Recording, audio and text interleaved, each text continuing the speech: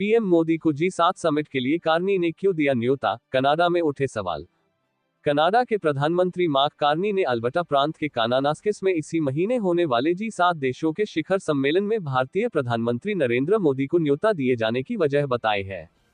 Mark Carney का कहना है कि भारत दुनिया की 5वीं सबसे बड़ी अर्थव्यवस्था है और इसलिए उसका जी7 की मेज पर होना जरूरी है। कार्नी के पीएम मोदी को न्योता देने के फैसले पर कनाडा की राजनीतिक पार्टी एनडीपी के अलावा वर्ल्ड सिख ऑर्गेनाइजेशन ने भी सवाल उठाए हैं। 2023 में खालिस्तान समर्थक सिख नेता हरदीप सिंह निज्जर की हत्या के बाद से ही भारत और कनाडा के संबंध अब तक के सबसे खराब दौर में हैं। इससे पहले शुक्रवार को भारत के प्रधानमंत्री नरेंद्र मोदी ने ये बताया था कि मार्क कार्नी ने उन्हें जी7 समिट का न्योता दिया है और वह इसमें शामिल होंगे। इसके बाद कनाडा के प्रधानमंत्री मार्क कार्नी से एक प्रेस कॉन्फ्रेंस में सवाल किया गया कि बीते ही साल आरसीएमपी यानी रॉयल कैनेडियन माउंटेड पुलिस ने ये कहा था कि मोदी सरकार कनाडा में हिंसा फैलाने के पीछे है, जिसमें हत्या भी शामिल है। फिर आपने मोदी को जी7 में क्यों बुलाया? कार्नी ने जवाब में कहा, कनाडा जी7 के अध्यक्ष की भूमिका में है। हमारे जी7 के सहयोगियों के साथ हुई चर्चा में ये सहमति बनी कि एनर्जी, आर्टिफिशियल इंटेलिजेंस, अहम खनिज जैसे महत्वपूर्ण मुद्दों पर चर्चा करने के लिए सबसे महत्वपूर्ण देशों को आमंत्रित करना जरूरी है। उन्होंने कहा, भारत दुनिया की 5वीं सबसे बड़ी अर्थव्यवस्था है, सबसे बड़ी आबादी वाला देश है और ग्लोबल सप्लाई चेन का केंद्र है। उद्धरण चिन्ह। मार्क कार्नी ने भारत और कनाडा के बीच द्विपक्षीय संबंधों के बारे में भी कुछ बातें कही। उन्होंने बताया, द्विपक्षीय स्तर पर हमारे बीच सहमति बनी है कि हम कानून के पालन पर बातचीत करेंगे और इस दिशा में बात थोड़ी आगे बढ़ी है। जवाबदेही के मुद्दे पर भी सहमति बनी है। मैंने प्रधानमंत्री मोदी को न्योता दिया है और उन्होंने इसे स्वीकार किया है। निज्जर की हत्या के सवाल पर क्या बोले कार्नी? हरदीप सिंह निज्जर की 18 जून 2023 को कनाडा में एक गुरुद्वारे की पार्किंग में हमलावरों ने गोली मारकर हत्या कर दी थी। हरदीप सिंह निज्जर जलंधर के गांव भार सिंहपुरा के रहने वाले थे। भारत सरकार के अनुसार निज्जर खालिस्तान टाइगर फोर्स के प्रमुख थे और इसके सदस्यों के संचालन, नेटवर्किंग, प्रशिक्षण और वित्तीय सहायता देने में सक्रिय रूप से शामिल थे। 18 सितंबर को कनाडा की संसद में तत्कालीन प्रधानमंत्री जस्टिन ट्रूडो ने बयान दिया था कि निज्जर की हत्या के पीछे भारत सरकार की संभावित संलिप्तता के आरोपों की जांच की जा रही है। भारत ने इस पर कड़ी आपत्ति जताई थी। हालांकि इसके बाद कनाडा और भारत के रिश्तों में तनाव अपने चरम पर पहुंच गया। दोनों देशों ने एक दूसरे के राजनयिकों को निष्कासित कर दिया। बाद में आरसीएमपी के प्रमुख माइक डुहेम ने यह दावा किया था कि हरदीप सिंह निज्जर की हत्या में भारत के शामिल होने से जुड़े ठोस सबूत उनके पास है। अब मार्क कार्नी से यह सवाल किया गया कि क्या उन्हें लगता है कि मोदी हरदीप सिंह निज्जर की हत्या में शामिल थे। इस पर कनाडाई पीएम ने कहा, सबसे पहली बात तो ये कि एक कानूनी प्रक्रिया होती है जो अभी चल रही है। कनाडा में जांच किए जा रहे मुद्दों पर कोई टिप्पणी करना सही नहीं है। उद्धरण चिन्ह। इस पर पत्रकार ने उनसे फिर पूछा कि क्या ऐसी कोई संभावना है। जवाब में मार्क कार्नी ने कहा, मैं किसी भी कानूनी प्रक्रिया जो चल रही होगी उसके बारे में यही जवाब दूंगा। पीएम नरेंद्र मोदी क्या बोले? प्रधानमंत्री नरेंद्र मोदी ने 6 जून को एक्स पर पोस्ट कर बताया कि उन्हें कनाडा के प्रधानमंत्री मार्क कार्नी ने जी7 देशों के शिखर सम्मेलन में आमंत्रित किया है। पीएम मोदी ने कहा, कनाडा के प्रधानमंत्री मार्क कार्नी से फोन पर बात करके खुशी हुई।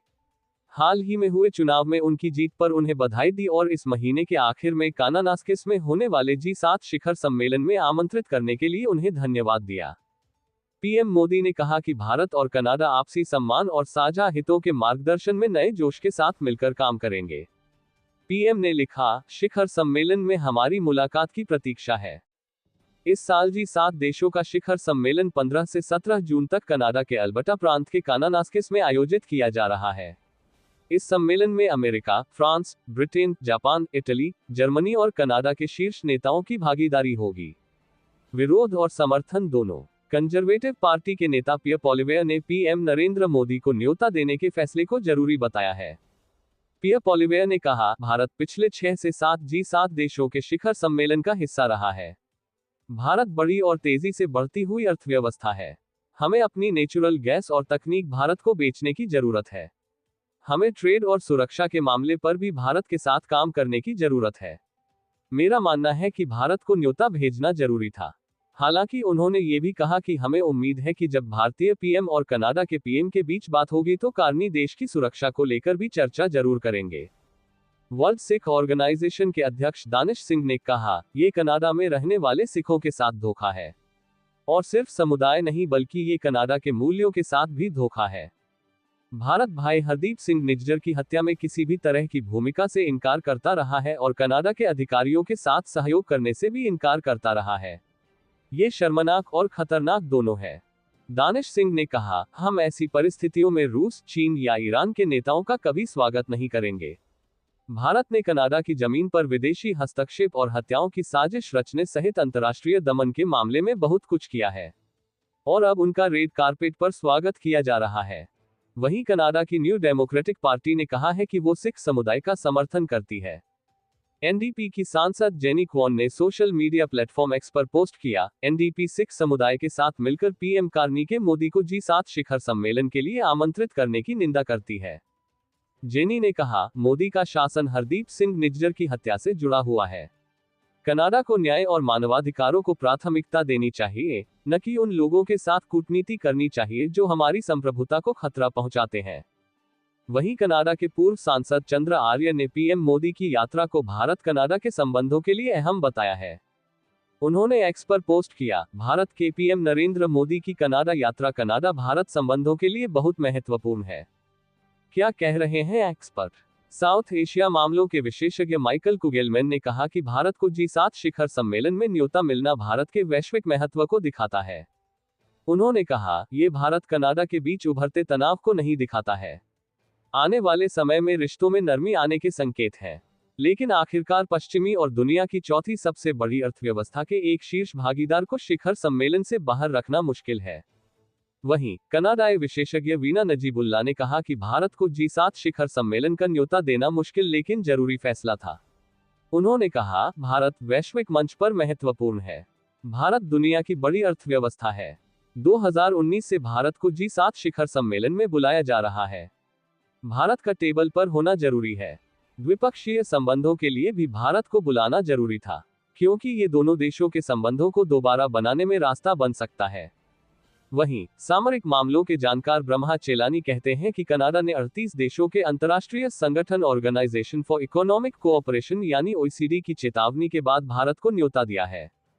उन्होंने सोशल मीडिया प्लेटफॉर्म एक्स पर लिखा, कार्नी की ये पहल OECD की चेतावनी के बाद हुई है जिसमें कहा गया कनाडा की अर्थव्यवस्था वैश्विक मंदी से सबसे अधिक प्रभावित होने वाली अर्थव्यवस्थाओं में से एक होगी।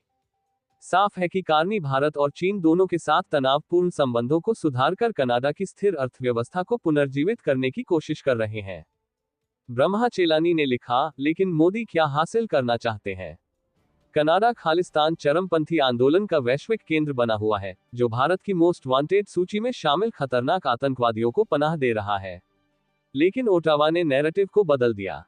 कनाडा की धरती पर हत्याओं की साजिश रचने के लिए मोदी सरकार पर गंभीर आरोप लगाए गए हैं।